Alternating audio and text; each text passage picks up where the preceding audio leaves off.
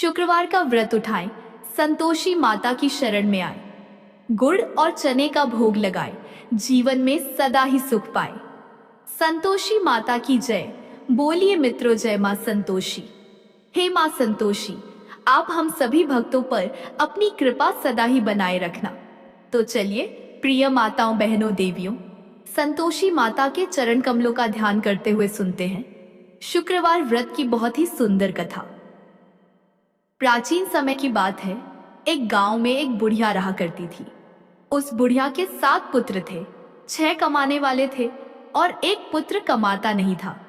उसके 7 बेटों की शादी हो चुकी थी और सबसे छोटे वाले बेटे की शादी एक अति गुणवान और सुशील कन्या के साथ संपन्न हुई थी। बुढ़िया अपने 6 बहुओं बेटों को बहुत प्यार करती थी, लेकिन अपने 7वें पुत्र का विवाह होने के बाद अपनी सबसे छोटी बहू से घर के सारे काम करवाती, पर उसे ठीक से खाना भी नहीं देती थी। यह सब बुढ़िया का 7वां बेटा देखता, पर अपनी माँ से कुछ भी नहीं कह पाता था, जिस कारण उसकी बहू दिन भर काम में लगी रहती थी। वो उपले थापती, रोटी रसोई करती, बर्तन साफ करती, कपड़े धोती और इसी में उसका सारा समय बीत जाता था। बुढ़िया भी अपने 6 बेटों की रसोई बनाती और उन्हें अच्छा भोजन कराती, और पीछे से जो कुछ जूठन बचता सो 7वें बेटे को उठाकर दे देती थी। बुढ़िया का 7वां बेटा बड़ा ही भोला भाला था। वो अपने मन में किसी भी प्रकार का कोई गलत विचार नहीं करता था। एक दिन वो लड़का अपनी बहू से बोला, देखो प्रिय, मेरी माता का मुझ पर कितना प्यार है। यह सुनकर उसकी पत्नी बोली, क्यों नहीं, आपकी माता का आप पर बहुत प्यार है कि सबका बचा हुआ जूठन तुमको खिलाती है। वह बोला, भला ऐसा भी कहीं हो सकता है? मेरी माँ ऐसा कभी नहीं कर सकती। मैं जब तक आंखों से न देखूं, मैं मान ही नहीं सकता। बहू ने कहा, तुम खुद देख लोगे तब तो मानोगे। और ऐसे ही कुछ दिन बाद एक बड़ा त्योहार आया। बुढ़िया के घर में 7 प्रकार के भोजन और चूरमा के लड्डू बनाए गए। बुढ़िया का 7वां बेटा अपनी पत्नी की बात को जांचने के लिए सिर दर्द का बहाना करने लगा और एक पतला कपड़ा सिर पर ओढ़कर रसोई घर के पास ही लेट गया। अब तो लड़का कपड़े में से सब देखता रहा कि आखिर क्या हो रहा है। जब 6 भाई भोजन करने आए तो उसने देखा कि माँ ने उनके लिए सुंदर सुंदर आसन बिछाए बैठी हैं, 7 प्रकार की रसोई परोसी है और हर बेटे को आग्रह करके जिमाती है कि खा ले बेटा। 7वां बेटा कपड़े के पीछे ये सब देख रहा था। 6 भाई भोजन करके उठे, तब बुढ़िया ने उनकी झूठी थालियों में से लड्डुओं के टुकड़ों को उठाया और एक लड्डू बना दिया। जूठन साफ कर बुढ़िया ने 7वें बेटे को पुकारा कि उठो बेटा, 6 भाई भोजन कर गए, अब तू ही बाकी है, उठना, कब खाएगा?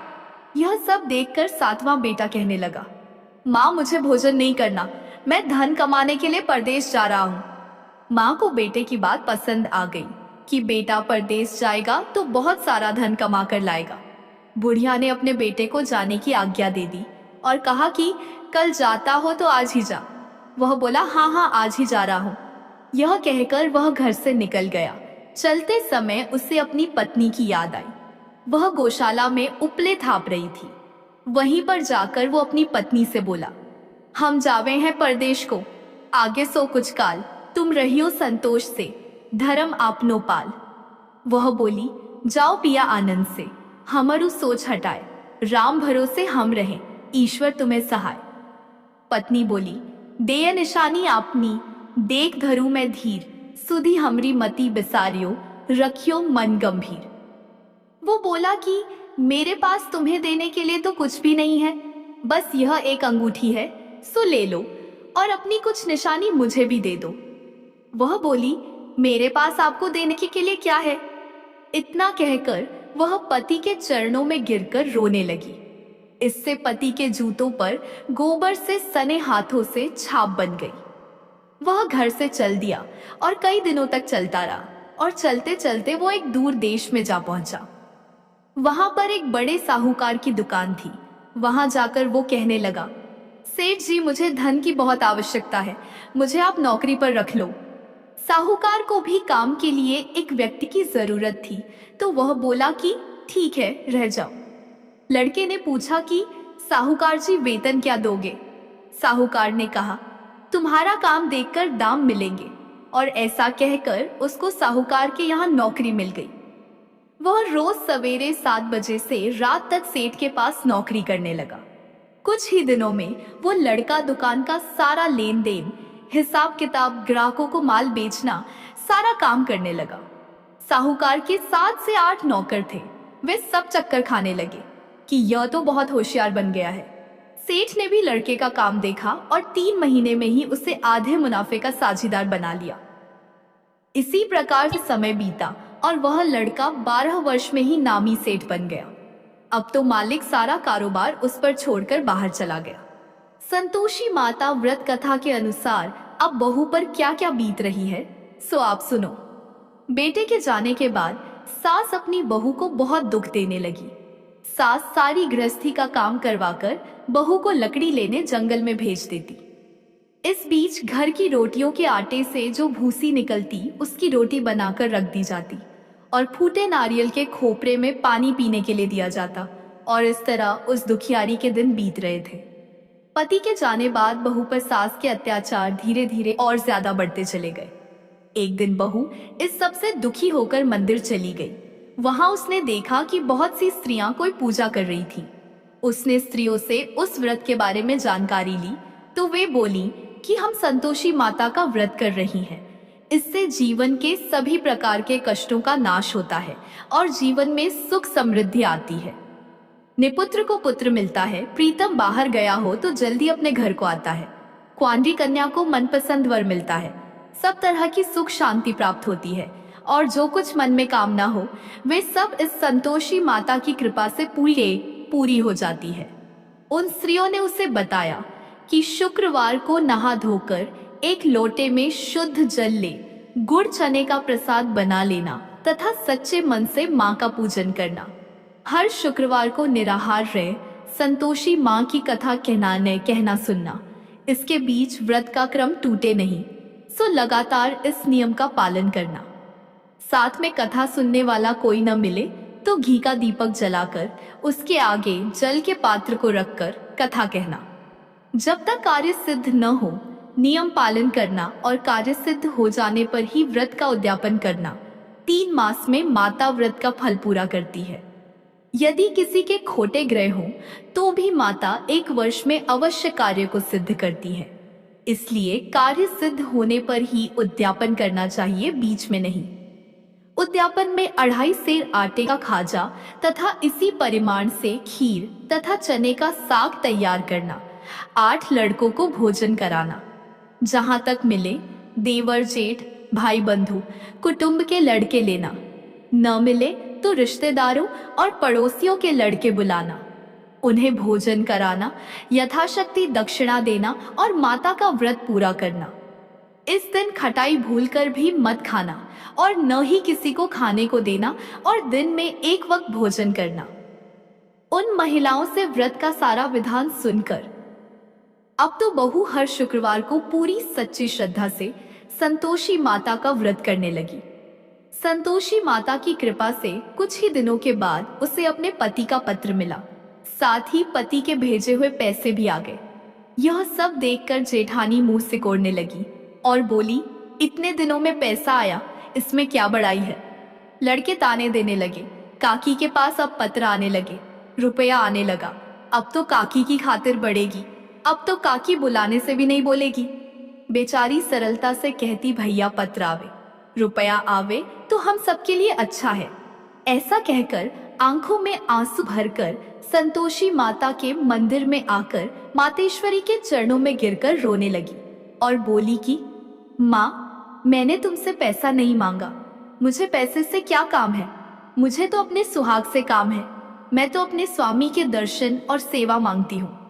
तब माता ने प्रसन्न होकर कहा, जा बेटी, तेरा स्वामी बहुत जल्दी तेरे पास आएगा। यह सुनकर वह खुशी से बावली हो गई और घर में जा काम करने लगी।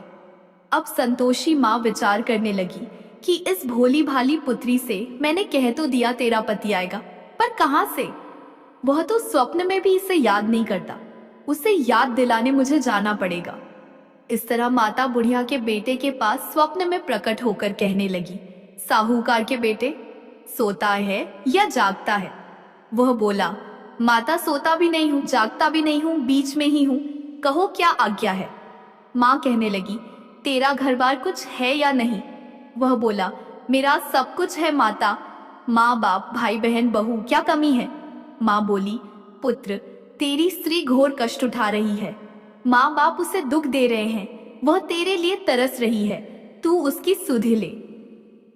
वह बोला, हाँ माता, यह तो मुझे मालूम है, परंतु मैं जाऊं तो जाऊं कैसे। परदेश की बात है, लेन देन का कोई हिसाब नहीं, कोई जाने का रास्ता नजर नहीं आता, मैं कैसे चला जाऊं। माँ कहने लगी, मेरी बात मान, सवेरे नहा धोकर संतोषी माता का नाम ले और एक घी का दीपक जला। दंडवत होकर दुकान पर जाकर बैठना, देखते ही देखते तेरा लेन देन सब चुकता हो जाएगा, जमा माल बिक जाएगा, सांझ होते होते धन का ढेर लग जाएगा। जब सवेरे उठकर उसने लोगों से अपने सपने की बात कही तो वे सब उसकी बात अनसुनी कर खिल्ली उड़ाने लगे कि कहीं सपने भी सच होते हैं। पर एक बूढ़ा बोला, देख भाई, मेरी बात मान, इस प्रकार साथ झूठ करने के बदले देवता ने जैसा कहा है वैसा ही करने में तेरा क्या जाता है। वह बूढ़े की बात मान, स्नान कर संतोषी माँ को दंडवत कर घी का दीपक जला दुकान पर जा बैठा। थोड़ी देर में वह क्या देखता है कि देने वाले रुपया लाए, लेने वाले हिसाब लेने लगे। कोठे से भरे सामानों के खरीदार नकद दाम में सौदा करने लगे। शाम तक धन का ढेर लग गया। माता का चमत्कार देख प्रसन्न होकर मन में माता का नाम लेकर अपने घर ले जाने के लिए गहना कपड़ा खरीदने लगा और वहां के काम से निपटकर वह घर को रवाना हुआ। वहां बहू बेचारी जंगल में लकड़ी लेने जाती है। लौटते वक्त माँ के मंदिर पर विश्राम करती है। वह तो उसका रोजाना रुकने का स्थान था। दूर से धूल उड़ती देख वह माता से पूछती है, हे माता, यह धूल कैसी उड़ रही है। माँ कहती है, हे पुत्री, तेरा पति आ रहा है। अब तू ऐसा कर, लकड़ियों के 3 बोझ बना ला, एक नदी किनारे रख, दूसरा मेरे मंदिर पर और तीसरा अपने सिर पर रख। तेरे पति को लकड़ी का गट्ठा देखकर मोह पैदान बास पैदा होगा। वह वहां रुकेगा, नाश्ता पानी बना खाकर माँ से मिलने जाएगा। तब तू लकड़ियों का बोझ उठाकर घर जाना और बीच चौक में गट्ठा डालकर 3 आवाजें जोर से लगाना, लो सासू जी। लकड़ियों का गट्ठा लो, भूसी की रोटी दो और नारियल के खोपरे में पानी दो। आज कौन मेहमान आया है। माता की बात सुन बहू बहुत अच्छा माता कहकर प्रसन्न होकर लकड़ियों के 3 गढ़े ले आई। एक नदी तट पर, एक माता के मंदिर पर रखा और एक सिर पर रखा। इतने में ही वहां एक मुसाफिर आ पहुंचा। सूखी लकड़ी देख उसकी इच्छा हुई कि अब यहीं विश्राम करे और भोजन बना खाकर गांव जाए। और इस प्रकार भोजन बना विश्राम कर वह गांव को गया। वो घर में सबसे प्रेम से मिला और उसी समय बहू सिर पर लकड़ी का गट्ठा लिए घर में आती है। लकड़ी का भारी बोझ आंगन में डाल जोर से 3 आवाज देती है, लो सासू जी, लकड़ी का गट्ठा लो, भूसी की रोटी दो, नारियल के खोपरे में पानी दो। यह सुनकर सास बाहर आ गई। अपने दिए हुए कष्टों को भुलाते हुए कहती है, बहू ऐसा क्यों कहती है, तेरा मालिक तेरा पति आया है। आ बैठ, मीठा भात खा, भोजन कर, कपड़े गहने पहन। इतने में आवाज सुन उसका स्वामी बाहर आता है और अपनी अंगूठी देख व्याकुल हो माँ से पूछता है, माँ यह कौन है। माँ कहती है, बेटा यह तेरी बहू है। आज 12 वर्ष हो गए तू जब से गया है, तब से सारे गांव में जानवर की तरह भटकती फिरती है। काम काज घर का कुछ करती नहीं, 4 समय आकर खा जाती है। अब तुझे देखकर भूसी की रोटी और नारियल के खोपरे में पानी मांगती है। वह लज्जित हो बोला, ठीक है माँ, मैंने इसे भी देखा है और तुम्हें भी देखा है। अब मुझे दूसरे घर की चाबी दो तो उसमें ही रहूंगा। तब माँ बोली, ठीक है बेटा, तेरी जैसी मर्जी। इतना कहकर चाबी का गुच्छा पटक दिया। उसने चाबी लेकर दूसरे कमरे में जो तीसरी मंजिल के ऊपर था खोलकर सारा सामान जमाया और एक दिन में ही वहां राजा के महल जैसा ठाट बाट बन गया। अब क्या था, वे दोनों पति पत्नी सुखपूर्वक रहने लगे। और इतने में अगला शुक्रवार आया। बहू ने अपने पति से कहा कि मुझे माता का उद्यापन करना है। पति बोला, बहुत अच्छा, खुशी से करो। और वह तुरंत ही उद्यापन की तैयारी करने लगी। जेठ के लड़कों को भोजन के लिए कहने गई। उसने मंजूर किया, परंतु पीछे जेठानी अपने बच्चों को सिखलाती है, देखो रे, भोजन के समय सब लोग खटाई मांगना, जिससे उसका उद्यापन पूरा ना हो। लड़के झीमने आए, खीर पेट भरकर खाई, परंतु याद आते ही कहने लगे, हमें कुछ खटाई दो, खीर खाना हमें भाता नहीं, देखकर अरुचि होती है। बहू कहने लगी, खटाई किसी को नहीं दी जाएगी, यह तो संतोषी माता का प्रसाद है। लड़के तुरंत उठ खड़े हुए, बोले, चाची पैसा लाओ। भोली बहू को जानती नहीं थी, सो उन्हें पैसे दे दिए। लड़के उसी समय जाकर के इमली ला खाने लगे और यह देखकर बहू पर माताजी ने कोप किया। माता के क्रोध से राजा के दूत उसके पति को पकड़कर ले गए और जेल में बंद कर दिया। इस सबसे जेठ जेठानी बहू को खोटे वचन कहने लगे कि लूट लूट कर धन इकट्ठा करके लाया था, सो राजा के दूत पकड़कर ले गए। चोर को अब सब मालूम पड़ जाएगा, जब जेल की हवा खाएगा तो। बहू से यह वचन सहन नहीं हुए। वो रोती रोती माता के मंदिर में गई। बोली, हे माता, तुमने यह क्या किया? हंसाकर अब क्यों रुलाने में लगी हो? माता बोली, पुत्री, तूने गलत उद्यापन करके मेरा व्रत भंग किया है। तूने इतनी जल्दी सब बातें भुला दी। वह कहने लगी, माता, भूली तो नहीं हूँ, ना कुछ अपराध किया है, मुझे तो लड़कों ने भूल में डाल दिया। मैंने भूल से उन्हें पैसे दे दिए, मुझे क्षमा कर दो। माँ बोली, ऐसी भी कहीं भूल होती है? वह बोली, माँ मुझे माफ कर दो, मैं फिर तुम्हारा उद्यापन करूंगी। माँ बोली, ठीक है, पर अब भूल मत करना। वह बोली, अब नहीं होगी। माँ बोली, जा पुत्री, तेरा पति तुझे रास्ते में ही आता मिलेगा। और वह घर को चल दी। राह में पति आता मिला तो उसने पूछा, तुम कहाँ गए थे? तब वह कहने लगा, इतना धन कमाया है, उसका कर राजा ने मांगा था, वही भरने गया था। वह प्रसन्न होकर बोली, भला हुआ, अब घर चलो। कुछ दिन बाद फिर शुक्रवार आया। वह बोली, मुझे माता का उद्यापन करना है। पति ने कहा, ठीक है, करो। वह फिर जेठ के लड़कों से भोजन करने को कहने गई तो जेठानी ने एक दो बातें सुनाई और लड़कों को सिखा दिया कि तुम पहले ही खटाई मांगना। लड़के कहने जगह, हमें खीर नहीं खाना, जी बिगड़ता है, कुछ खटाई खाने को देना। वह बोली, खटाई खाने को नहीं मिलेगी, आना हो तो आओ। और ऐसे वह ब्राह्मणों के लड़के बुलाकर भोजन कराने लगी। यथाशक्ति दक्षिणा की जगह एक एक फल उन्हें दिया और इससे संतोषी माता प्रसन्न हुई। माता की कृपा होते ही 9वें मास उसको चंद्रमा के समान सुंदर पुत्र प्राप्त हुआ। वो पुत्र को लेकर प्रतिदिन माताजी के मंदिर में जाने लगी। माँ ने सोचा कि यह रोज आती है, आज क्यों ना मैं ही इसके घर चलूं, इसका आसरा देखूं तो सही। यह विचार कर माता ने भयानक रूप बनाया। गुड़ और चने से सना मुख, ऊपर सून के समान होंठ, उस पर मक्खियां भिन भिना रही थी। दहलीज में पांव रखते ही उसकी सास चिल्लाई, देखो रे, कोई चुड़ैल डाकिन चली आ रही है, लड़कों इसे भगाओ, नहीं तो किसी को खा जाएगी। लड़के डरने लगे और चिल्लाकर खिड़की बंद करने लगे। यह सब बहू रोशनदान में से देख रही थी। प्रसन्नता से पगली होकर चिल्लाने लगी, आज मेरी माताजी मेरे घर आई हैं। यह कहकर बच्चे को दूध पिलाने छोड़ देती है। इतने में सास का क्रोध फूट पड़ा।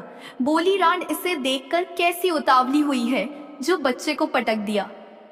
इतने में माँ के प्रताप से जहां देखो वहीं लड़के ही लड़के नजर आने लगे। वह बोली, माँ जी, मैं जिनका व्रत करती हूँ यह वही संतोषी माता है। इतना कह झट से सारे घर के किवाड़ खोल देती है। सबने माता के चरण पकड़ लिए और विनती कर कहने लगे, हे माता, हम मूर्ख हैं, हम अज्ञानी हैं, पापी हैं। तुम्हारे व्रत की विधि हम नहीं जानते। तुम्हारा व्रत भंग कर हमने बहुत बड़ा अपराध किया है।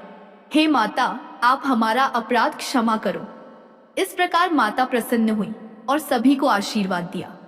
माता, आपने बहू को जैसा फल दिया वैसा सबको देना।